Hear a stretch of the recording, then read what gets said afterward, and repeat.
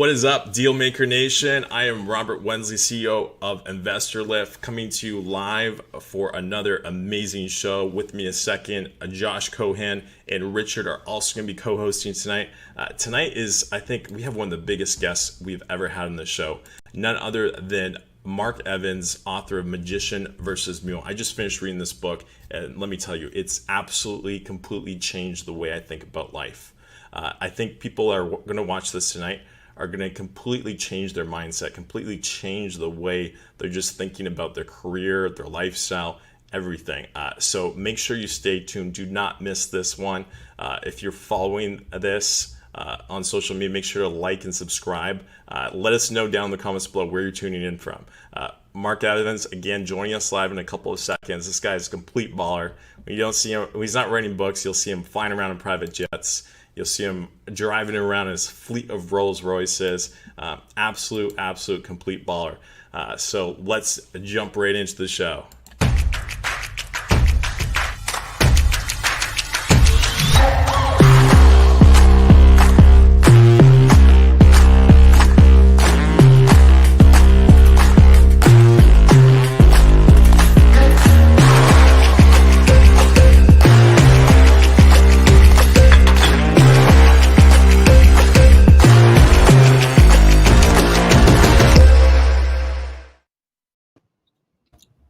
Hey, what's going on, everyone? Right. How we doing, man? I'm so excited to be out here today. My name is Richard, and I'm pumped. I'm here with Josh Cohen and Robert, and we have a phenomenal guest, like he set up earlier. It's the real Mark Evans. He's incredible. Best-selling novel. He's the international man of mystery. He's traveling all over the place, Instagram superstar. I'm just so excited to bring him in here today. So, Mark, thank you so much for joining us, man. Definitely. Thank you, Richard, Josh, and Robert for having me, guys. Thank you very much. Yeah, happy to have you on. Yeah. All right, Mark. Tonight we got to talk about your new book. It's a bestseller on Amazon, Magician versus Mule. Everyone tonight has read it already, including myself. It's a life-changing, impactful novel. Mark, can you tell us sort of the synopsis? What is the Magician versus Mule theory? Yeah, well, as you guys know, we're all amazing mules. We've been bred as mules our whole life, from the day you go to school, from the day you're born. But we're sit down, you're at school, you're sit down, shut up, raise your hand if you have a question. If you have to go to the bathroom, you have to get permission. And they're just training us to be mule behaviors. And as you guys know, real mules, the more work you do, the more they give you, the less they pay you. And everyone that I work with, entrepreneur guys and gals, we're amazing mules. That's why we got accomplished a little bit of effort. But there is a point in your career where you're going to wake up one day and you're like, I'm working harder, but things aren't getting easier, and my profits are not getting bigger. So we got to start thinking a little bit different. What got us to where we're at? It's not going to get us to where we want to go, and you got to start making these adjustments and having different conversations through thought auditing. Really, I sort of saw you sort of were a magician early on as a kid. But then sort of earlier in your career, you became a mule again. And then you sort of realized later on past that point that, I really want to be a magician. When did that sort of transition happen? How did it occur to yourself? Well, again, as a kid, right, I was doing magician stuff. My parents are like, you're crazy. You're not doing anything. You're lazy. You're working harder not to work than you are to work, and blah, blah, blah. And I was working hard, but it was just different types of work. And then, when I turned 18, I've never had a job, a real job for my whole adult life. So what happened is I'm out working because I think you have to be a mule, right? I transitioned back into mule because I thought that's what you had to do. Bought a seamless gutter company, owner financing 2 days after high school, and just busted my tail. I don't mind working. I could work 18, 20 hours a day. It's easy. When I was 18, that's easy, right? So what happened though is I'm working, and I'm meeting all these guys that are smoking cigars, driving Porsches, and they're paying me. And I'm like, what do you do? And they're like, real estate. I'm like, I need to do real estate. So that's kind of how I got transitioned into real estate. And as you know, the goal with real estate is how to buy an asset to make $200 a month. But if I buy 100 of them, now I got 20 grand a month. Now I don't have to work, but actually you got to work more. It's kind of like one of those things. And then that business started really building big. And I was a great mule. And then my grandmother died, actually October 8, 2005. And that was like the turning point for me, because I'm like, oh my God, I'm working all these hours. I got a little bit more money than I've ever had, but there's got to be more to life than this. This could be me, right? I could be laying in this casket. So it was a big transition moment. And then I traveled. I left for South Beach, Florida, December 31st, 05. And then I was like, first of all, I had massive panic attacks, anxiety attacks, dry heaving constantly, because I left my business. It was my baby. And it was supposed to be a month, which turned into 7 years with my girlfriend. Now my wife, Dina, and I traveling. Wow. Awesome story. Now, one of the things that I picked up from your book is you did your first deal at the age of 19. In 1996, you did your first deal. You knew like nothing about real estate. Can you share that story with everyone that's watching right now? Yeah, I was actually 18 years old right before I turned 19, 96. So what was wild, I mean, I actually wrote a book called $1 Deals about it, where it was, if you could mess it up, I messed it up. I literally messed up every step of it. It was wild. But again, like, as you guys know, with this game of life, like, if you just have the balls to go out and do it, things will work itself out.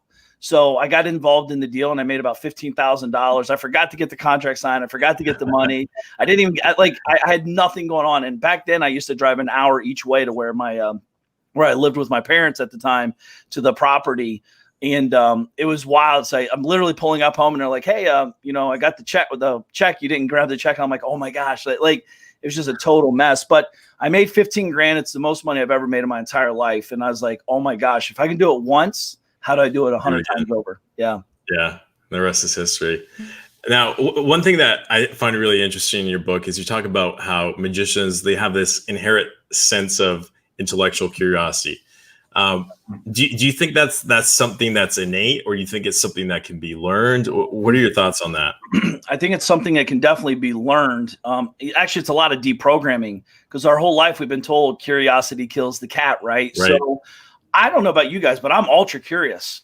Yeah. Like I want to actually, prior to you, I want to know about your business. Where are you at? Where are you, what are you doing? What's your struggles? Like, I'm very curious. And I like, if you're trying to get private money, get curious on how to help them. So like, I wasn't always curious because I was too worried about myself. Right. But at the end of the day, man, I think curiosity, I was just at a property today. I'm looking to buy a family estate here in Ohio. And I was talking to the agent. She's like, you ask a lot of great questions. I'm like, I just kind of want to know, like, about the area, about this. Like, and it's not even about the property. It's more like she's lived there her whole life, 44 years. Why wouldn't I ask her questions about where I'm thinking about buying a big property? And so it's just funny. Like, I think some people are just afraid, or the biggest truth, honestly, guys, I think the reason most people don't ask questions, I think they're afraid to look stupid. Yeah. We've been taught, like, don't ask stupid questions. I've never met a person that asks stupid questions. I've met a lot of stupid people that ask questions, but I've never met someone that asks stupid questions. So I think the thing is, it just, like, I just want to be curious and know, Yeah. A good example of this is a story with the guy rolling up in his Ferrari 408. You're a kid, you see this guy rolling up. And you're just like, how did he do that? How did he get this car? I want that. And, can you tell that story? Yeah, it's Iaconos in Ohio. So my dad was actually doing some construction in the project, and I ran outside. I was young, and I started talking to the guy, and I'm like, what do you do? How do you do it? And I'm like paying attention to what he wears, how he talks to me, what he says. And like literally, like, my parents are like, get out of there. Like my dad's like, he's not going to talk to you. What are you talking about? He has nothing to talk to you about. Like, he probably ripped someone off to get that car anyway. It's just how they talked, and my parents are amazing, but it's a defensive mechanism we've all seen happen throughout the years. I found it interesting in your book how you talk about, like, and I see this a lot, even, sorry guys, but folks in our group are like this. Mules are trying to pinch pennies. They're trying to save every dollar. Oh. And magicians are thinking the opposite. Like, if I spend this much, I'll make that much. Yep. And unfortunately, a lot of folks in life think that way. What does it take for someone to transition from, mule to magician? How does that happen? Well, it's just like if you're, trying to get sober, you got to admit you have a problem. First step, seriously. It sounds silly, but like, a lot of people don't think that's a problem because they read Millionaire Next Door. It said, if you shut your door and you to 74 where you're kind of sweating, but you're not really sweating, you'll save $12.76 a year. Like, it's the wrong narrative that you're playing in your brain. The truth is what we're all chasing is more time and convenience. Yeah. And everyone's like, dude, it's not all about the money. Well, why is all your decisions only about money? So that I had to get frustrated with it. I got frustrated because I was raised like that, by the way. Like, what were you born in a barn and blah, blah, blah, blah. And I got so frustrated, I actually started asking myself, I call it thought auditing. Where did these thoughts come from? Why am I thinking this way? I have millions in the bank, but I'm trying to save 12 cents. It just makes zero sense. Or even when I was broke, I kind of still thought the same way. So what happened is I just started asking myself, how can I invest my way? Like, we're investors, right? How do we invest our way up and grow? You got to invest money. That's how it works. And I see guys caught in this game for 20, 30 years, and they're not getting any further than I was when I was 2 years in the game. So I was getting scared. I'm like, I'm going to be this guy or gal. Like, that scared me. It made me change and like get vulnerable with myself and realize, I always see people talking about like, you can get free leads. And I'm like, yes, you can, but that's not a business. That's a job. Yeah. And it's not scalable and or sellable. So go get free leads. Why I'm spending money to get more leads. I'm trying to outspend you, by the way. As a real business owner, we're not trying to save money. We're trying to outspend you because we know our KPIs and our numbers, and we're going to push the number. If I can spend $5,000 because I know I'll make 20, and you're trying to figure out how to spend 0 to make 10, like, I'm going to smoke you. It's no competition at all. Yeah, absolutely. Yeah. I've had conversations with people in the group just in the last week that just epitomize that mule mentality. Like, oh, I don't want to spend money. Like, no, you want to spend money because look, wholesaling, you plug $1 in, you get $5, $6 back. Yep. You do that 45, 60 days. Cash conversion cycle is incredible. Yeah. Why are you trying to cheap out on marketing? It doesn't make any sense. It blows my mind when I see these people like, oh, I don't want to spend money on PPC. Oh, I don't want to spend money on direct mail. No, that's crazy. And they brag about, oh yeah, I got 30 deals I don't want to spend money on investorlift.com. Exactly. You guys, you want to know what it really is? People have financial PTSD. Yeah. As adults, we've never dealt with money issues. So I grew up in a small town, 650 people, trailer court till I was 10. My parents are still in the same house now. And like, literally, if you made 40 grand in our hometown, you're doing well. So, and that's our marketing budget per 2 days, now. Right. So it's like, it's just, if you don't overcome this conversation with yourself, you will watch people. This is what I always see when I'm working with entrepreneurs. Like, they're seeing everyone pass by them and grow so fast. And they're like, how is it happening? I'm like, they're investing in business. They're growing their business through investing. Yeah. So it's very frustrating if you get caught on the other side of that coin. Yeah. It's like, you talk about the Michael Jordan example in your book. Like, how does Michael Jordan get so much done in a day? Yeah. Right. Because he's got a team supporting him. Yeah. Josh and I, we had a conversation. Remember that conversation? We were talking about this yesterday. We said, it's like the people that cut their own lawns. Like, I don't want to cut my own lawn. Like, I make $1,000 an hour. Why would I waste my time cutting my lawn? And then you hear from some people, oh yeah, I want to cut my lawn because I want to set a really good example for my kids. Right? I want to show them hard work. I'm like, no, that is not good. You're teaching them how to be a mule, right? It's better to be like you, where you signed up all the neighbors in the neighborhood, got contracts to go cut all their lawns, and then hire your buddies and get them to do all the work. That's the magician mindset.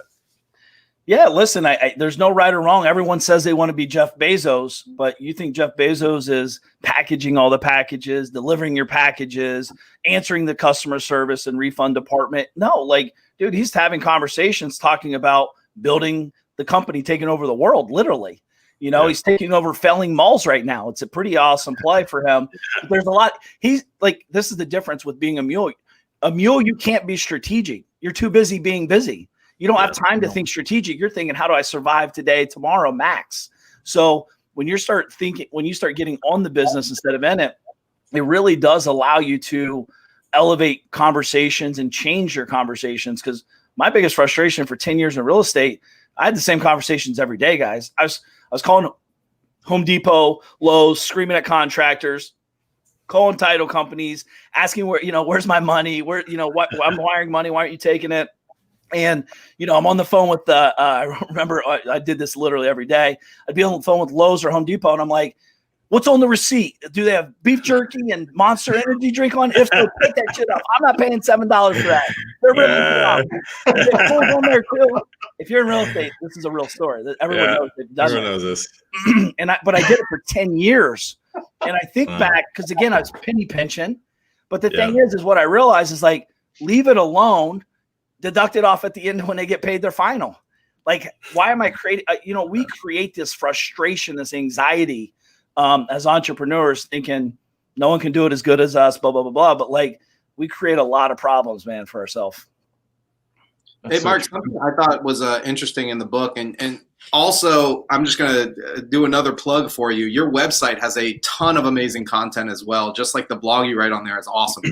And something you've mentioned in both of those is like the importance in your life and travel and being able kind of to detach yourself from the business, and that opens up your mind to do greater in business. And I think too often we just kind of pigeonhole ourselves into thinking only about our business, only about the bottom line, how we can do what we can do within our box, and don't explore outside of that. So I wonder if you could touch on like the importance of travel, what that's done for you and your family.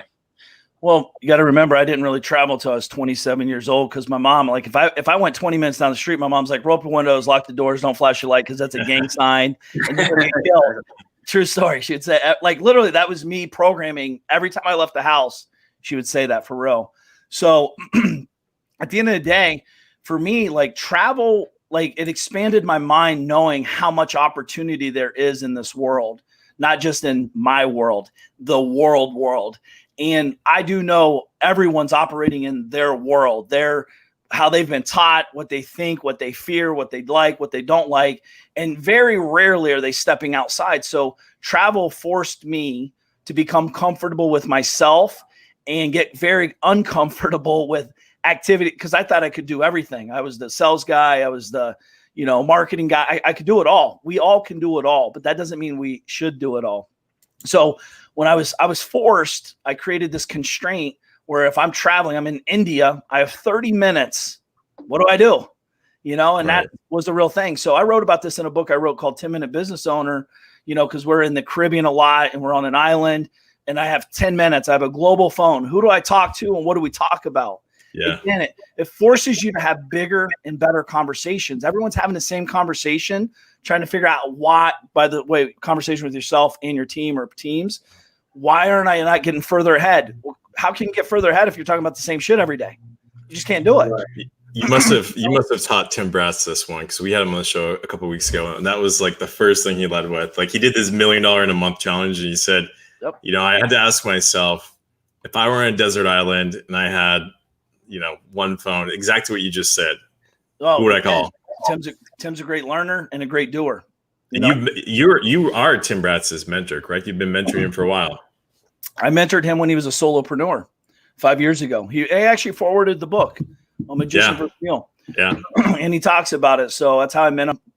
And I've mentored a lot of great people, man. It's one of the best gifts in the world, as you guys know. That's what you're doing here, is sharing your knowledge and mentoring people. There's a lot of different ways to do it, hands-on, video, audio, or all the above. And it's the best gift in the world to see people actually take the information and run with it. I love it. Actually, I love mentoring the right people. I actually like the point that you make in the book, because I see that even in our early days in our business, where sort of that first hire or second hire or third hire could potentially be making more than the owner of the company. Yes. I don't think a lot of folks really understand that. Could you sort of elaborate on that point? I think that's a terrific point in the book among many. Yeah. So I think especially as sales positions, as you're building your organization, there will be a point in the beginning, depending what product you're in, typically any product actually, because I have different companies, different genres. And what happens is I'm the owner. And one of my media company, for example, I made $1 for 3 years. Like that was my salary. That's all I made because I had vision, I had focus, and I wanted the bigger return at the end. And our sales guys in that company could make 30, 40, 50 grand a month consistently. So if you're only focused on, I think the reason why people get caught up with this, guys, by the way, is because they're focused on the micro moment, not the big picture. And it is stressful, depending where you're at financially, to see that you're busting your tail, you're making 5 grand a month while your sales guy just made 12 grand a month and he's complaining he needs better leads and this and that. And you're like, dude, what are you talking about? I'm barely paying my bills trying to build this thing. What are you talking about? So if by the way, if anyone laughing knows this is true story. So what happened is all this stuff keeps progressing, and you're like, you have to stick in the game long enough. I see so many amazing people stop on the 98-yard line, 99-yard line, because they don't have the vision they don't even know where the end zone's at. So they're in their mind, they think they're at the 2-yard line, but really they're right there. And then they just blow up. They just fire everybody and they're like, screw this. I'm doing it myself. I can make so much more. Right. Because there's that point when us as investors, when I say investors, not business owners, but investors, like you can make a decent living just being a solopreneur. Just very simple. No, you don't have to talk to anybody, complain to anybody. Like you just wake up, make calls, close deals, repeat process. Then you add the layer of managing people, hiring, i.e. now you got to close deals, manage people, teach them how to do it. And then you're really like creating 4 jobs for one person yourself for a while. Yeah. But I see you talk about the Mule sort of caps himself in today's world at around a $500,000 to maybe $1 million a year income. Yep. And they're going to kill themselves to get there. Yep. Maximum. The average Mule I know that's making well, 500 to 750 a year. 500, 750. Yeah. Gotcha. Yeah. I mean, I've met some guys in the $1 million, $1.2 million range, but but those are anomalies because they're just in a product category that's conducive to make a lot of money without it's not like real estate. Real estate, to make $1 million net, and by the way, when I'm talking making, I'm talking netting. To make $1 million, it does seem easy, but there are a lot of moving parts to make that happen. And once in a while, you'll have those big months where you make $100,000 and it's awesome, but it's especially solopreneur, it's very tough to get those consistent $100K months because there's so much going on that you're responsible for when you have those big swings. I actually rather see guys make $50,000 a month consistently than to make 100, 20, then go down to 10 and then go up to 150. It's just too much emotional financial roller coaster. It really can burn you out pretty quick. Gotcha. For backing up a minute, like for the investor who's sort of on that, or that business owner who's on that 98-yard line, what are they missing to get into the end zone on average? What do you typically see from that type of entrepreneur? They don't have vision. They don't have the plan. They've kind of given up on it. They're so deep in the weeds. It's kind of like when you're really deep in the weeds in the woods and you're like there with the stick and you're like, dude, I'm just wore out. I'm just going to lay here and I'll die on the vine. And literally they only need 2 more whacks and they're in the lake. They're in like beautiful oasis, it's just, they don't have the top down vision. See, it's easy to see when you're out of the picture because I can see myself in the picture. There's no ego. There's no emotion. It's like I'm making business decisions, not emotional decisions. And that's where a lot of people are getting in trouble. They're getting confused because they're making emotional decisions. I've been there and I still get there once in a while, but you always got to revert back to the data, not drama. You say, one of the things you say is don't take financial advice from family. Explain that. Well, depends what family you come from. Right. Maybe if you were my family. Yeah, man. Listen, I really think my kids have a massive advantage in life because my kids are listening to my conversations. They're seeing how I act or don't act financially, emotionally, mentally, all that. So for me, my parents are amazing people, but my parents do not understand. They're not bad people. They just never they don't understand financial. It's almost like it's like a myth or a ghost. And right. With that said, though, they also don't have that learning thought, that curiosity to how do I get better? How do I them wanting to get better is I just want to pay off my debt. That's it. We're thinking, how do we hack that? How do we grow it? How do we expand? How do we, monetize this and that? They're just thinking on a different brain wavelength. So for me, man, I think I first of all, everyone will tell you how to spend your money or not spend your money. That's for sure. And it's usually the people that tell you how to spend your money usually don't have any money to spend. So it's easy for them to tell you how to do that. But it's sad. We live in such an amazing world where literally whatever you're trying to accomplish or not accomplish, you can go online and find out how to do it. Yeah. What you just did was a real aha moment for me because last month I did my first 6-figure month selling software licenses. I was on top of the world. My dad calls me. I was like, congratulations. The first thing he does is says, make sure you bank that away because there's rainy days ahead. Yeah. I said, no, I'm not banking that away. I'm reinvesting every single penny into growth so I can go do $1 million month for the next few months. I love it, man. It's more like, hey, Dad, while we're on the phone, do you have $100K I can borrow? You got momentum on your side. Now you're 200 ahead. There you go.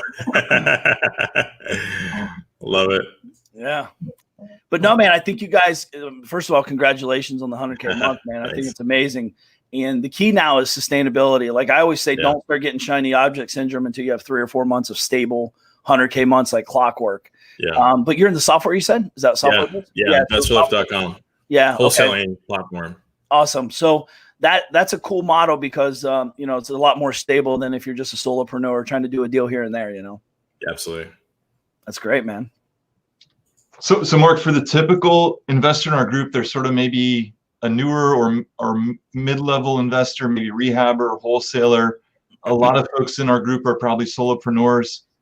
You have a lot of experience growing businesses. To put it all in perspective, guys, if you have a question, by the way, tonight, guys, post it up on Facebook, YouTube for Mark Evans, DM, the deal maker.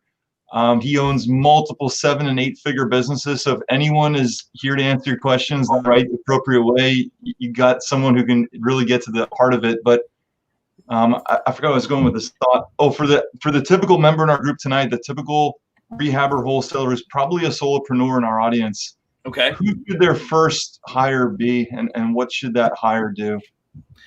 Well, as you guys know, it's very, very easy to hire people. Yeah. The real challenge is managing these people.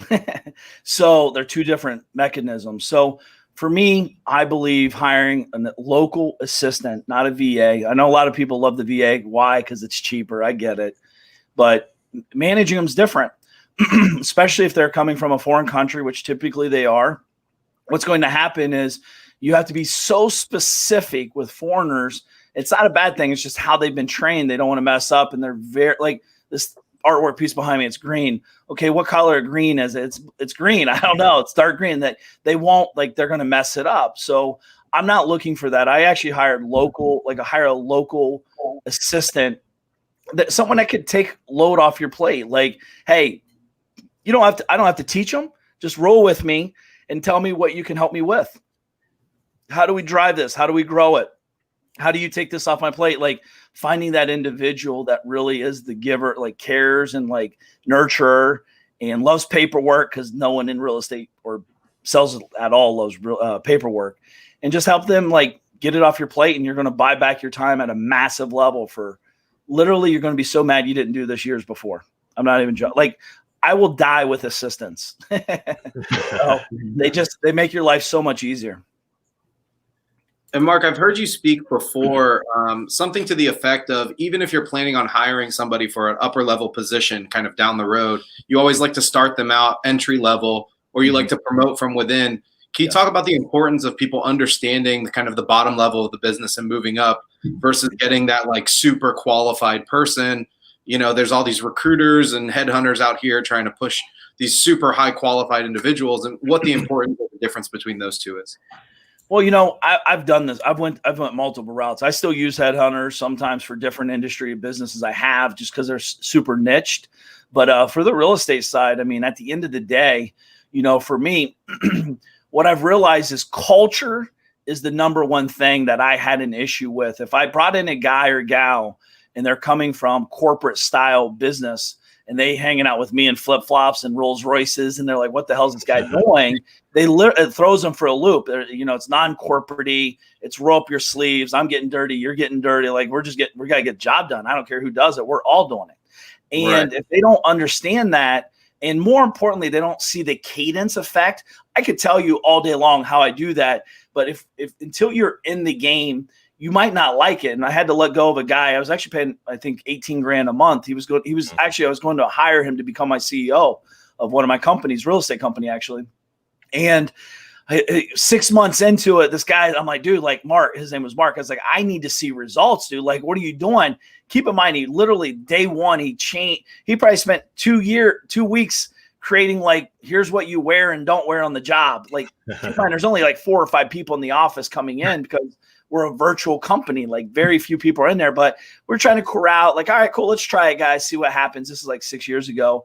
And sure enough, man, I had to let him go. He starts crying. He's like, what do I tell my wife? I was like, just tell her you quit because you grew balls. And like, I don't know what I'm to say, but I've never been super successful. Peter, the guy that ran my real estate company, he was my CTO for 2.5 years. So I think the thing people miss is, we're not big corporations. So that's different. We don't have all these crazy benefits and bonuses and structures like that yet. So when you hire from within, they actually see your heart. They see what you really stand for, not by what you say, but by what you do. And that was the big difference for me. Because, we had an assistant in the company, Ann was her name. And when she was there, she's like, I could make sales calls and close more deals. And 9 months later, she was literally her first month, she did 32 deals. And the reason is, right, because we forget, guys, like you tell someone a HUD. Oh my God, what's a HUD? Like I can't read that. I don't know what to do. Go get a contract. Oh my God, what if I mess up and I go to jail? Like they think they don't understand it. So she was so entrenched in the day-to-day behind the scenes. Her advantage was she was like knowledgeable on all the aspects. And she's like, this is easy peasy. Give me the phone if I got to make a call. And then she obviously she went out and made a lot of money. So, which is right from an assistant. And that's happened in every single one of my companies. In my media company, you start off as a deployer. If you don't know how to manage a deployment schedule and calendars and all that, how the hell are you going to manage a company?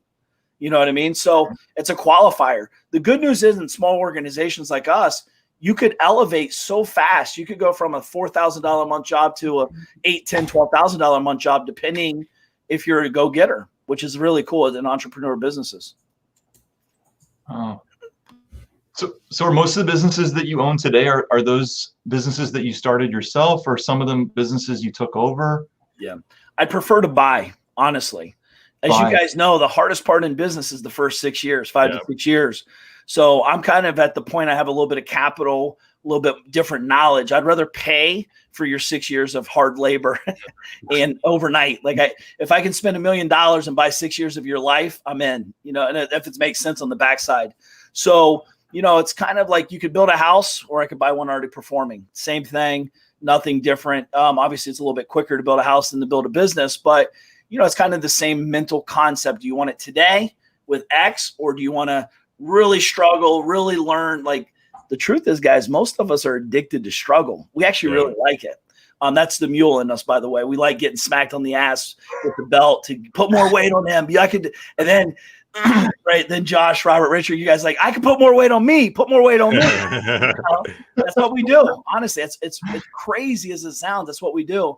And what I realize is now I'm more like, hey, I think Rick, I'm going to create competition with you three while I'm stepping back doing nothing, Mark, I'm going to call you in about 3 more years when I'm ready to sell Investor Lift. I love it, man. Actually, I'd love to partner with you now before you sell it. Yeah. We'll talk after this. But you did borrow $100K from your pops. Hit me up, man. I might be. I love technology. The truth is, as you know, Investor Lift, technology and email and media and all that, that's kind of the world I'm in too, is it's just so scalable. Yeah. Right? I could work really hard. Not to say there's not bad things and good things, but real estate does have constraint levels. There's capital constraints, there's product constraints, market conditions. A lot of uncontrollable things too, i.e., getting financing if you're trying to get financing or trying to sell with finance. There's a lot of variables there. So the cool thing about platforms and you could create it once and duplicate it, replicate it, and just, once it's done, you just keep adding people. It's powerful, but you got to be careful with, creep, and they're just adding new feature creep, too many features and overdoing it. I've had a couple software I've invested millions of dollars and I lost it, but I didn't lose it. I actually learned a lot not to be in the software business unless you're with a software guy. So I'm like, if it just did this, and then it's 6 months later, and I'm like, but wait, if it just did this, it never saw the day of light, I love it. Yeah. So Mark, with everything going on with COVID-19 right now, you must be finding incredible deals on businesses to purchase, I would imagine. It's interesting. Yes, there's a lot of opportunities out there, and I've bought a couple. I've bought about 7 companies in the last 4 months, but some of them are like roll-ups, so it's not like huge things. Some are big, some are smaller, and more strategic relationship partnerships where I'm trying to acquire to grow instead of build to grow, if that makes sense. There is, but there also, I wish I could buy more. My biggest problem, truthfully, right now is our other companies are growing massively right now. We need more help. So I don't want to add chaos. I'm really good at adding chaos to the problem already. So I actually stepped back out of my ego and said, yo, stop it, Evans. You don't need another company. You need to focus on what you know works. Because I love buying. I love deal making. You know what I mean? So like you guys, like we love deal making. That's also a curse sometimes when you're trying to really build a real company because it's very shiny object syndrome driven. Again, my curiosity does affect me sometimes. So, but yeah, I wish I could buy more, man. I really love the supplement space. I'm buying a lot in that side. Not the guys going to the gym, trying to get all jazzed up, more like healthy. I'm 42 now, so I'm more looking for longevity, healthy living, good joint pains when I can step on the floor, my feet don't hurt kind of thing, blood flow. But yeah, I definitely, as you guys know, we're not, that business is huge right now. People are at home trying to take care of themselves better. It's really pretty cool to see what's going on in all industries, actually.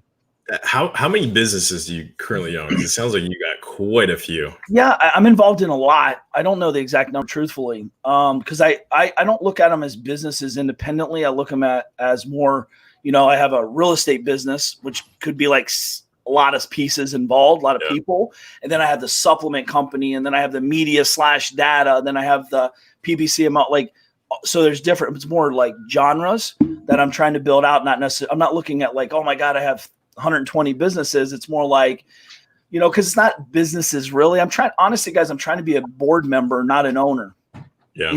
I want to be on the board. I want to help people grow. I really love helping guys push their boundaries and go from 100,000 to 500,000 a month. I know how to do it a lot quicker now for myself and other people. And then we get to 500, then because there's, as you guys know, there's challenges on different levels. 50,000 a month is challenges, the 100,000, 200, so I'm trying to see around corners for other guys. That's my greatest joy, actually. Gotcha. But I won't turn down a good business if someone's trying to sell one. I like investing, guys. I don't mind investing in companies too. There's a lot of amazing operators out there. Yeah. They just need some capital infusion. Truth is, they need confidence infusion as well. As you guys know, there's a lot of late nights for us, right? A lot of late nights, a lot of self-talk conversations. And sometimes that's good. Sometimes that's really bad. That's the emotional drag that we have as entrepreneurs. But I really like to have those deep conversations to help them kind of, shine the light in the right direction and help them through the weeds a little bit quicker.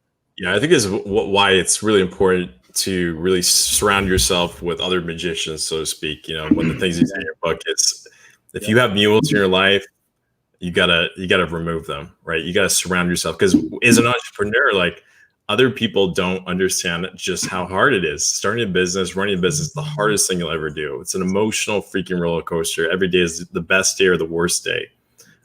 So tell us a little bit more about that.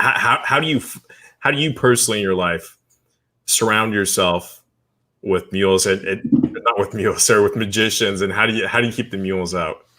Well, again, you got to put a fence up, right? I mean, as you guys know, typically the people you're going to hang out with the most are going to be family, friends, could be your spouse. For me, the truth is my deal maker family, my mastermind group is my magician. That's my magician pool. And I nurture relationships in that group as well as outside of the group with guys I'm talking to become potential members, because we only have a certain amount of people we allow in at a time. So I'm forging relationships. I think too is providing value. One thing I've realized is magicians aren't, we're competitive, but we're also not stupid to know, if I help you guys, it doesn't take away from me. Ultimately, we're going to do more together. Yeah. And I think mules are very, tight-lipped. They're always like, oh, you got to sign an NDA. I'm like, dude, I don't need any more ideas. Promise you that. I need executors. If you want to execute, you actually need to sign an NDA so you're not going to waste my time. But I think at the end of the day for us, create, it's really tough. You got to create it sometimes. And that's what I did with the DM fam is I wanted guys that work hard, that are big givers. A great way to tell a magician to see a good magician is people that are great givers. And I mean financially and with their time, because that, you know, that's their heart, that's their deep down soul. Like what really drives them is giving, and they want to enhance the giving. And to do that, you have to be a magician at the next level, because if not, you're so busy working, you don't have time to give. You can't even give to yourself, for God's sakes, right? So you're just keeping the wheels going. So I found out like my biggest magician buddies are by far the biggest givers. I could call them up and say, hey man, we're doing a charity thing. We need to raise 50 grand. They're like, well, I'm in for whatever. Let's hit the 50 grand today. Can we get it done now? Like, how much are you in for? Like, that's kind of like a magician effect. That, like, cause right, that's a muscle. You know what I mean? It's kind of like calling your buddy up and saying, hey man, let's go hit the gym. And they never worked out. You're not throwing 300 pounds on the bench to get them to bench 300 pounds. But the guy that works out with 300 pounds, he's going to push me. I'm going to push him on different sides. I might be great at legs. He might be great at the, bench. So it's like, you got to find guys that can enhance each other, gals, I should say as well, to be politically correct, to help each other grow. And, just find the great leaders. And this is not just, by the way, let me just be clear too. Don't stay inside of your own lane of real estate. If you're a real estate investor, go to other industries, go where big ballers are happening, big deals are happening, go into the financing space, go into, just business owners. Like you guys know, everyone wants to do real estate. Everyone. I've never met someone said, oh, I would never do real estate. Well, except people that do real estate and with no real estate. But I've never met someone that like is intrigued, like runs a real business, like in the e-com space. I have a buddy, he makes $1 million a month, $1 million a week net. And he has all this cash, but he has no time to do real estate, but he wants to do more real estate. So he's more of a lender, not want to do it. He just wants to place money. So if I didn't have an e-com magician buddy, I couldn't put those two together. So get outside of real estate. I think a lot of times guys just like go to real estate events because it's easy to talk and connect, which it is good to do that. But my biggest shifts have been business owners, not real estate people, because real estate people are very solopreneur-ish from my experience at a big level. Yeah. Business owners actually have staff, they have revenue, they have, it's just a different animal, and you can learn a lot from them. You know what I mean? I've heard from a lot of people in this group. Actually, I had a couple phone call conversations. I had one just today where I'm talking to a business owner. They're wholesaling. They're like, my business partner wants to get out. He's sick of the grind, right? We had Rafael Vargas on the show. Recently left wholesaling completely and then started moving into e-commerce and into some other things. My thought was like, when people move from wholesaling real estate into something else, a lot of times they give up the real estate. I guess the way that you do it is a little bit different because you're putting the right people in place to just run that business on autopilot without really much insight from you. Is that correct? Well, I mean, listen, I've actually known Raphael when he first started as well. He was a part of the mastermind group I had. Yeah, I have. So again, great guy. I think the biggest thing is he saw the opportunity and he done it. You know what I mean? It doesn't matter if you cut it or hire someone to do it. The real question is, what's the vision of what you're trying to really accomplish out of the outcome? What's the outcome supposed to look like? I don't mind if you cut it. I see, the truth is I see too many people cutting way too fast without a plan. So cut it, but you better have something else to do to make some rev and keep your business and running. So he just saw kind of saw a hole in the opportunity. He started getting some good, we're talking about Raphael now in a good way. Like he saw a big opportunity with his voice. He had a big voice with social media, and he has the vibe, he has the look, everything. And he said, hey, real estate's it's a grind, guys. Like straight up real estate. Once you get after 200 grand a month consistently, it really does start getting a little taxing. It really because my biggest job, I was still involved in the day-to-days because I was financing all the deals internally with my own cash. And I'd bring other people's money in once in a while, but like I was trying to fund the whole thing. So, cash floating millions of dollars in and out. As you guys know, one day you're rich, next day you're like, oh my God, how am I going to keep my electric on? Because deal flow. And, a lot of people don't understand velocity of deals. We try to do deals within 17 days from start to finish, because you go past 42 days, it really starts getting into cash creep. I mean, all these different things start happening. So, but again, everything I'm sharing with you is not about being a real estate investor. It's about being a business owner. This happens in all businesses, all industries, not just real estate. So my whole transition in my business career was when I started studying business people, not real estate investors. Real estate's tactical. It's very simple to understand, but I see so many guys trying to grow something bigger than it actually can grow. And Raphael's experienced that, by the way. So, because once you start adding these layers, you might make $1 million this month, but lose 200 grand to do it. But I got to keep my facade up. I got to grow bigger, growing the problem. A good friend of mine, she was doing 300 grand a month. And I kept telling her, I'm like, I don't want to say her name, but I was like, she's doing 300 grand a month and she was losing 20 grand a month. Wow. Because you guys understand, like spending, right? Your marketing spend you have massive attrition levels at that rate, especially if you're in one specific market. Like you just start having diminishing returns on many levels. Yeah. So because of velocity of cash, is wholesaling sort of the primary target for you in terms of real estate investing, or do you do other things as well? Yeah, no. I mean, I'm involved in a lot of wholesaling deals, transactions, but my biggest bang in that company is more private investing. I'm a private investor on equity deals. I'm playing the equity partner. So I have the cash now. Again, I'm the guy that, I was looking for back in the day, a guy has money, not much brains, but wants to participate in the upside if I actually perform. So I'm investing more cash to get equity plus a little bit of ROI. The truth is I'm not even trying to spend much more money in real estate just because I can take my money in businesses right now, guys. And really the ROI is, drastically different. Yeah. I could buy a company at 1x right now because like I said, like you guys know, with everything going on with COVID, 1 times rev, and I can turn around literally. It adds to my net worth 4x, 5x, maybe, depending what industry it's in. So, and I could take their staff, I could take their products, I could take their whatever the business is, and it just literally I could turn 100 grand into 500 grand overnight. Can you speak to sourcing like business opportunities, businesses to take over, like how that looks? The simple answer is just talk about it.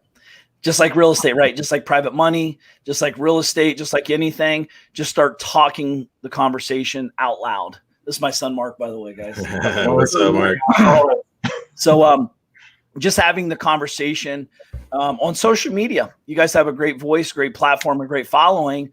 What we always forget is that we're talking to other people on the other side of the screen, on their phone or computer or whatever. Maybe they know their uncle that has an amazing sprinkler company in Georgia that, it's making $12 million a year and blah, blah, blah. Like, you just never know. I.e., just like real estate, right? You just never know where the deal pops.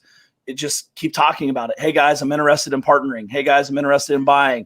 Hey guys, this is what I'm into. Like, I'm pretty specific. Like, I'm only looking for companies that are making $250 a year and above because I'm trying to get out of that startup phase for what I do. And typically the companies I'm buying are doing over $1 million a year. So in gross rev, by the way, not now at that point, but 250 minimum. Cause now cause you're picking, as you guys know, just like real estate, to get to 250, you're picked out some kinks. You've learned a little bit, you need help. Like, I'm not trying to work with the guy or gal that doesn't know they need help. That never works out well for anybody. They're frustrated. I'm frustrated and I lose money every time. So, and then they still talk smack. But I think for us guys, you guys have a voice. I think just share it. And obviously you use brokers and all that. But the problem is that there's no meat on the bone by the time it gets so just like real estate, there's no opportunity or limited.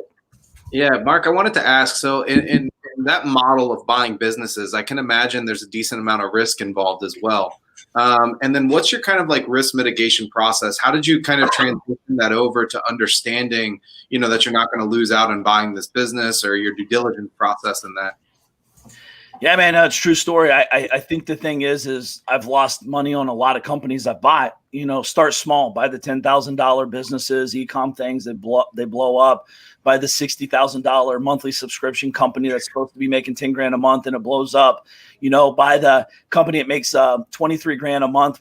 Everything I'm saying is real life. Like, in 18 months, it was making 23 grand a month and it went to zero. And the email list was dead. You learn through doing, just like real estate. I made money on some of them. I lost money on some of them. But now as you get bigger, just like real estate, risk is mitigated through experience.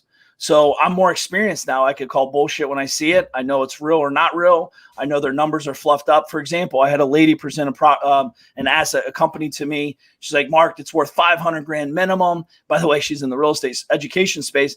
And I was like, I probably wouldn't give you 25 grand for it. I ended up paying 50 for it, but I paid 50 for it for the list. I didn't even want her assets. I wanted her relationship with her people, right? So I was able to buy the relationship. She had 14 years of relationships with these people, and we were able to sell tens of millions of dollars of assets to her people for 50 grand. So it was more of a bolt-on addition to my database. And, you know, by the way, that's a negotiating deal where you're like, hey, she's got to be the voice for the next 90 days and to transfer the relationship value to me, right? There's some value transition there. But just like when you're hiring a salesperson and you're trying to sell, you know, especially on your buyer side, you're trying to give away that relationship conversation without being douchey to your buyer. Like, yo, man, I'm not abandoning you. I'm actually serving you better because Steve Johnson, my sales guy, will serve you and he'll be able to answer the phone when you need a call. So it's, yeah, you just gotta, you know, it's just like real estate, man. You're never going to do a lot of deals if you're not willing to lose on some of them. Yeah, absolutely. Guys, we got a question coming in tonight from Furman Blue. Furman, how you doing, man? He's asking Mark, how do you feel about the business model Dan Pena uses, getting a board of directors and using the bank's money? Yeah, listen, I think Dan's got a lot of cool stuff going on. I mean, I don't think he's for everybody, clearly, but he's got a niche, and I think he's a very smart guy. He's done, billions, if not, I think he's called the $1 trillion man now with growth that he's done, him and himself and his clients. But I think it's awesome. I think he's sharing great data, great information. You know what it all comes down to is understanding business risk, understanding, banking relationships. I don't personally do it. Maybe it's, I don't want to be that big, or maybe I just don't want to deal with it. But again, back to this, if you know the backstory of me, I've never went to the bank to do a real estate deal in 24 years. I just don't like dealing with banks. Dan likes it. He gets a hard on talking to bank guys and all that stuff and beating them up and smacking them in the face and spitting on their shoes or whatever. Dan Pena, that's what he does. So he likes it. It's a personality thing. What I realize is not one shoe does not fit all. And there's nothing wrong with doing that model if it fits with what you're trying to do and you're cool with it. I'm a little bit more lax. I'm kind of laid back. Like, if it works, great. If not, I'm cool too, because I'm going on the next deal. I'm good with it. He's buying way bigger businesses typically as well. So sometimes you're going to need that. But again, 24 years, I have a lot of private money access. I could call people or text people even generate millions of dollars pretty quickly without dealing with any banks. Furman, we're gonna send you a copy of the book Magician versus Mule by Mark Evans. Guys, if you're watching this live, post a comment today below for Mark like this, and we're gonna pick 3 people from the audience that have commented on this to give them a free book from Mark, Magicians versus Mule, one of the best books I've read this year for sure. So post your comments below. That's awesome, man. Thank you very much. By the way, 100% of the profits go to charity. Awesome. That, right? Love that. Awesome. Yeah. Carrying Out Project Foundation. It's really cool. Mark, you sort of addressed this in the book, but I was wondering if you could answer it live. Can you sort of summarize? I mean, I think it really gets to the gist of Mule versus Magician. Your typical day as a Mule before you sort of figured it out, and your typical day today as a Magician. Like, what do the two look like? Well, I mean, with Mule, you just wake up and just hope you go to bed at night and wake up again the next day without too much drama. No, man, listen, I've always been an early riser. I love working hard, guys. Like we're all hard workers. I think sometimes people can get the misconception when I wrote the book 10-Minute Business, and I'm like, oh, you only work 10 minutes. Like, dude, I would kill myself if I only work 10 minutes a day. I love working. It's just, what are you doing in those 10 very important minutes? So it's out of contrast a little bit if they don't understand it.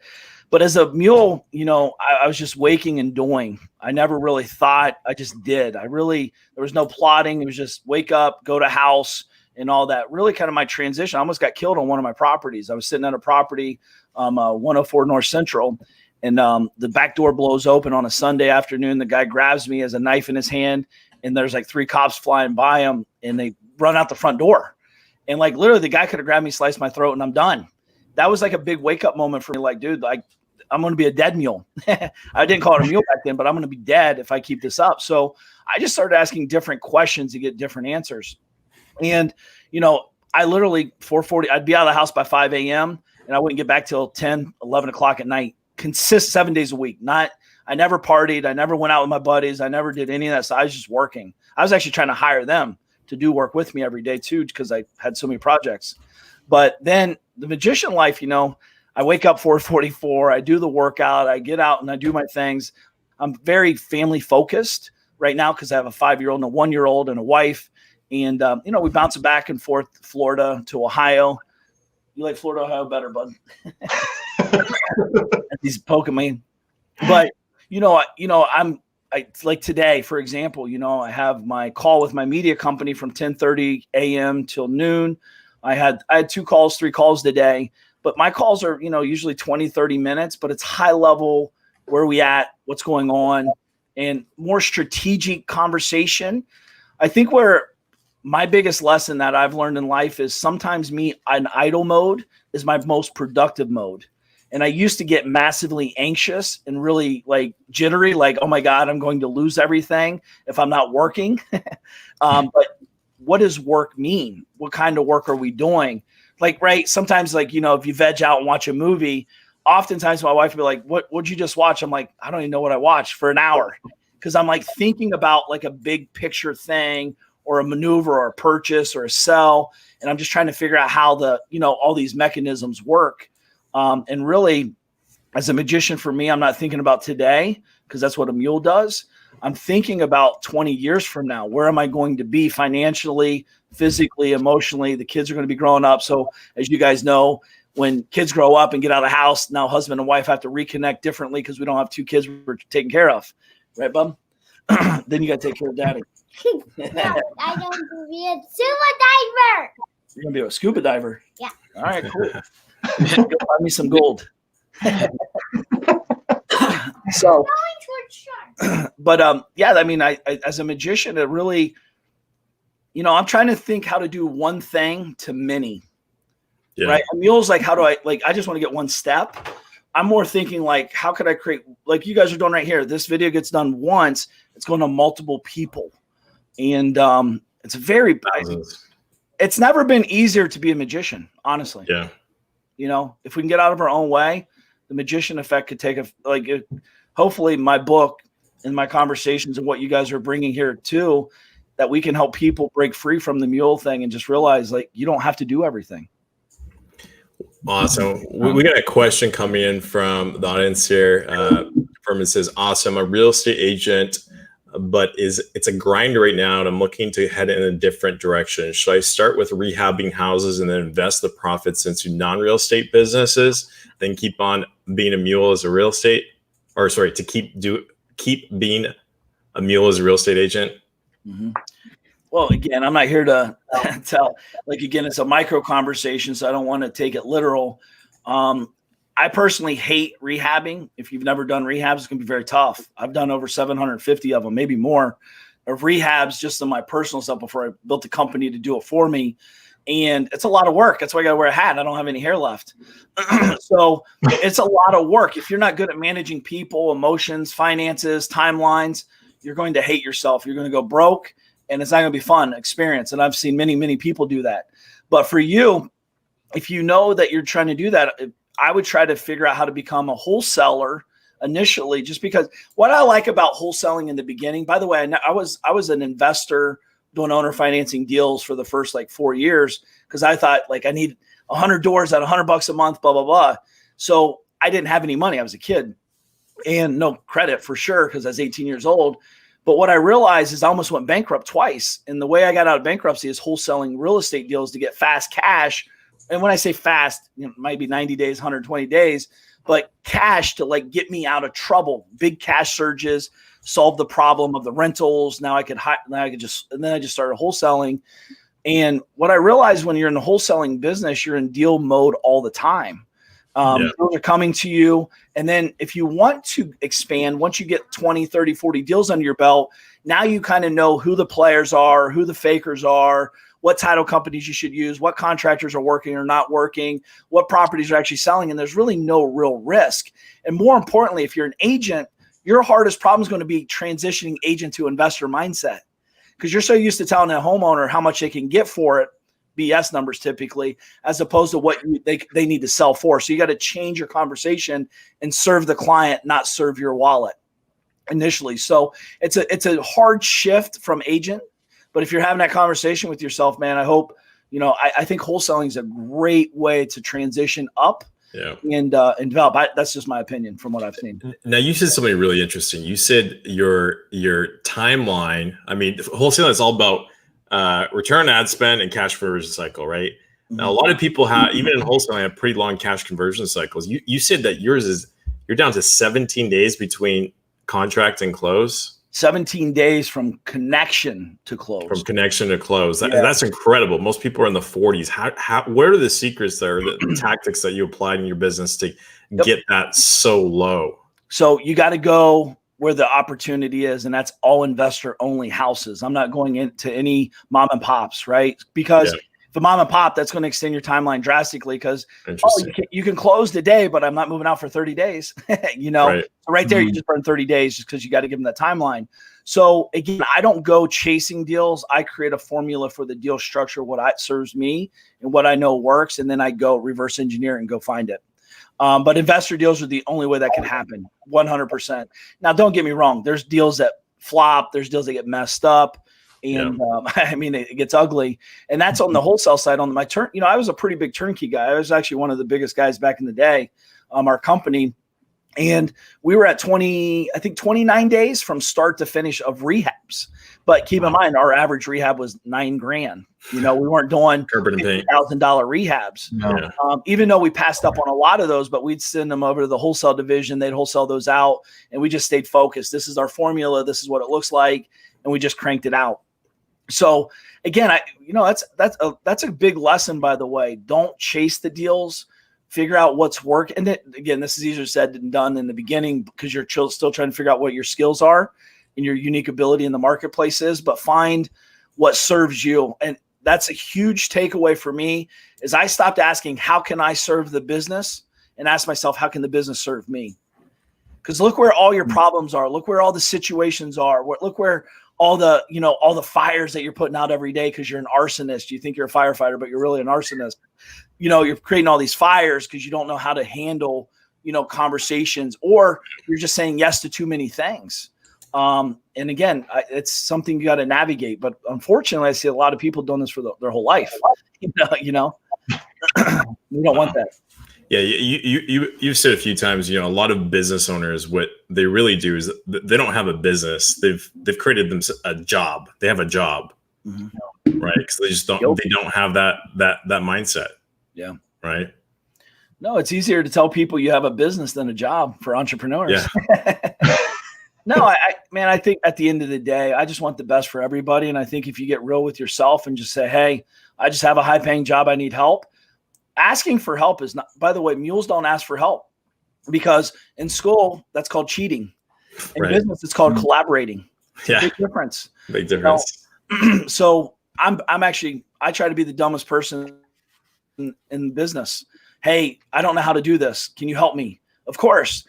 Stop knowing all the answers. And I talked about this on Tim's thing that you saw a couple weeks ago is go 24 hours without answering the question before you call a lifeline.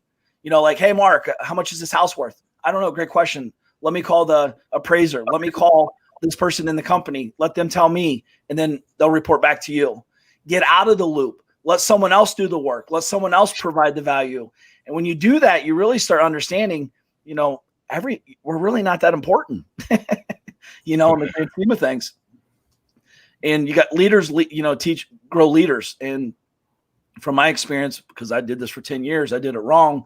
I just created mules, and I was just beating them to death, not paying them enough, working them harder. And it really cost me a lot of money and time and energy. And I could only imagine where I'd be if I know what I'm talking about today. Back then. I have a couple questions. I mean, first of all, I just want to thank you again for everything that you've been saying here today. Some amazing information that you've been providing. But I wanted to break away from it. Also give you a shout out at Mark Evans DM on Instagram. If you guys haven't checked it out, check it out because he's a baller and there's a lot of cool pictures on there to look at. So I have a couple quick questions, like just 2 or 3 one-word answers, and we'll go real quick. What's the most favorite car you've ever purchased and why? Rolls-Royce Phantom. It's beautiful. It's amazing. It takes 6 months to build. Very few people in Ohio have it. Lots of people in Florida have it. Yeah, it's just different. It's it has a presence. Awesome. I love that. All right. Question number 2 is, where's your favorite place to vacation with the family? We're in the Caribbean a lot on a yacht. So we like the Caribbean. I like being on the ocean. I don't like being in the ocean. I love the pool, and the hot tubs on the boat. But we love that. But again, we love that's why we go back and forth to Cleveland, and Florida. We like all kinds of places. Yeah, absolutely. And the final one of this little rapid fire thing here is, what place have you traveled to that surprised you the most? Like maybe you had low expectations and it just kind of blew you away. Cambodia. Awesome. Yeah. Cambodia, amazing people. Like, these guys, like we had a butler, makes $84 a month. So, there's a lot of places, but Cambodia was a pretty wild place. Really cool place to visit. Sweet. It will humble you, by the way. It's very humbling. Mark, I got a question for you along these lines. Can you explain to the audience how it makes sense to spend $20,000 renting a private jet when you can fly first class? I know what you're going to say, but I want the audience to hear your thought process. Well, again, money's a tool. For me, I'm trying to buy time. So you're looking at it as a cost-saving activity. I'm looking for a time-buying activity. It's just shifting the conversation. Right. There's no right or wrong, by the way. I fly commercial once in a while. If I'm going East Coast, West Coast, because that $20,000 trip is now $75,000 round trip. I still do it, but I don't. Sometimes if I'm flying by myself, I'm like, it's no big deal. Or I'm kind of just like chilling out, like not trying to stress out. But I really try to fly private every time, to be honest with you. Yeah. More for a muscle building. I'm trying to build my muscle because I'm going to buy a jet. I'm not going to just rent them. And I'm trying to get, if you're not if you can't spend $250,000 a year renting a jet, you're not going to spend $5 million to buy one and spend $500,000 a year to take care of it. Yeah. So I'm plotting and planning the muscle and just trying to get in the gym mentally and, do it. By the way, it makes zero sense. My financial guy's yelling at me all the time. He's like, but that's like $76,000 and 30 years income. And I'm like, dude, like if I'm worried about that, I need to make more money. That's my real problem. Well, I can see the argument for it, though, like if you're making, let's say you're making a few million bucks a month. Okay. Your time value, a day for you is worth tens of thousands of dollars. If you fly commercial, you gotta go through security. It takes an entire freaking day. Then what happens? You get burnt out. Yep. The next day, you're at work and you're tired, you're exhausted, and you lose another day. Yep. Right. Meanwhile, you're flying on the jet. You can be on the phone doing business. You can have someone fly with you, do business while you're on that jet. And you get off that jet, you're feeling freaking on top of the world. Yeah, right. the first 50 times I've done it, you're on that jet on that computer because you got to pay for that jet. Right. You're not procrastinating. You're like, I got 2 hours, I got to get to work. And you're sending emails. You're like, so if you see my content spike, that day I was probably on the jet because I'm like, I got to pay for it somehow. We got to get Facebook. We got to share. But another thing too, and this is the real truth. I hate being told what to do. I absolutely hate it. There was a time. Because first class was my first step, right? Going from the back of the bus to the front, it was scary. People were like, "Oh my God!" But you can fly for $250 instead of $1,200. I'm like, I don't even know how much it costs back there because I'm only paying for first class. And then, the lady's like, "Get off your phone." And I'm like reading a book, and she's like, "You have to be your own airplane." I'm like, I don't even know how to turn airplane mode on. What are you talking about? Like a cell phone's going to take down a jet. Yeah, honestly, I think for me, that's kind of the way I game my next step is I get so pissed off that I have to do something about it. And it drives my wife nuts because it's a game to me, man. It's like piss me off enough. Like my wife will not tell me not what to do because she knows I'm going to do my whole life. Just like you guys, entrepreneurs have been told they can't do it. Yeah. It's not doable. You can't. What do? We go do it. So if my wife tells me not to do it, I'm going to do it multiple times. So she never tells me not to buy a car. This is interesting. Do you think that this is the reason why you see so many fabulously wealthy entrepreneurs and you look back at their lives and they're usually the ones that got in trouble in school all the time, that were the fuck ups, that just were always getting in trouble and always trying to be rebellious? You think that's what it is that really drives a lot of entrepreneurs? Well, I mean, I think we're assuming school is meant to build millionaires. It's meant to build employees. So, school for me, I was a class clown. It's not that I didn't like school. I didn't want to be in school. I was like, listen, why do I have to take 8 classes? Why can't I just do 3 that matter and get me the hell out of here? I got to go do something productive. I don't need to be sitting in study hall throwing spitwads at someone. I don't need to be sitting in, whatever class, like home ec. Like, I'm never going to sew a pillow in my life. Like, what are we doing here? I just felt like, honestly, I was wasting my time. Yeah. So that's what got me in trouble. I'm like picking on people, being a dick, and like just to get in trouble, to get acknowledged, so I can get suspended, so I can stay home and work. I love it. So, but one of the biggest breakthroughs for me in high school, my senior year, I think it was economics class. Miss Mills, actually, I remember it very, very, very vividly. Like, she's like, okay, today we're filling out resumes. I'm like, I'm not filling one out. She's like, you have to work for someone. I'm like, why? No, I don't. You like your job? She's like, it's not about me. It's about you. I was like, does anybody in this school like their job? Because I grew up in a small town. My teachers were my parents' teachers. They all hated their job. Yeah. And they're just there because there's nowhere else to work. So I was like, I just didn't understand, why would I want to get accustomed to filling out a resume if I don't want to do something I don't like? So not to say I didn't do a lot of stuff I don't like. I still do stuff I don't like to do, but it's for the better good of where I'm going. And I got suspended from, it's a big mess. And I still have never filled out a resume to date. So not to say you're a bad person if you did. It's just, I just never understood. I'm like, dude, I want to work. I want to make money. I got bills to pay. It's Mark, Mm-hmm. Mark, thanks so much for joining us tonight. Awesome information. Mule versus Magician. Check it out, guys, on Amazon. I have one final question for you, Mark. First step for everyone out there who's a mule tonight. I know a lot of you guys in the audience tonight are guilty. First step, buy the book. What are 3 other action item steps that folks can take once they get the book? What are the first 3 steps folks could take who they're guilty of being a mule right now?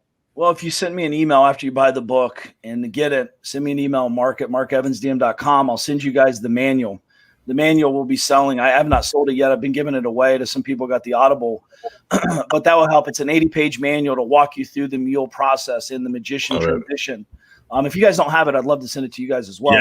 Love it. It's a great manual. I can send it to you via PDF, and you can print it off, or we can get it bound up or whatever. But it really is. I hired this guy John. He really helped me, because I don't think tactical. Honestly, my brain doesn't think like that. I'm very A to F to Z to I gotta go back to B and all that. So I hired this guy, paid him a lot of money to help transition the conversation, because my goal is to help people on the transition, because it is hard to acknowledge it. It's hard to deal with it. It's hard to get the outcome, and there's a lot of thoughts on all that. So, to me, that would be step 2, I guess, after you got the book. Step 3 would be start asking yourself, where did your thoughts come from?